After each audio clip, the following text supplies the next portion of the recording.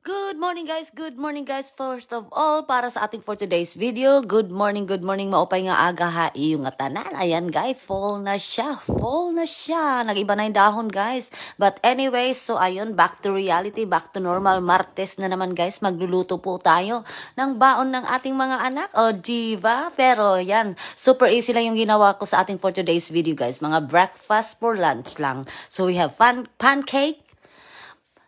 Tapos, meron tayong itlog ng pugo, meron po tayong hash brown, and then ano tayo ng burger patties. Para kay Kaylin, tapos yung kay Baba ng mga ham. Dalawa lang sila guys kasi yung asawa ko magsasariling mundo muna siya ngayon. Anyway, ayun niya kasi na mga ganyan. So, bahala siya sa buhay niya, charot. Anyway guys, so ayan na nga.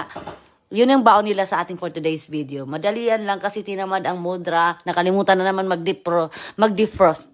Oh, excuse me, mag-defrost ng karne, guys. So, ayan, assemble na natin. Mga mini pancakes lang naman ginawa ko. Tapos, naglagay din tayo dyan ng apple slices on the side, diba? Para masaya. So, ayun na yung itsura nila, guys. Kung gusto mo rin ng side ng, chips, pwede naman para may pang-snack din sila.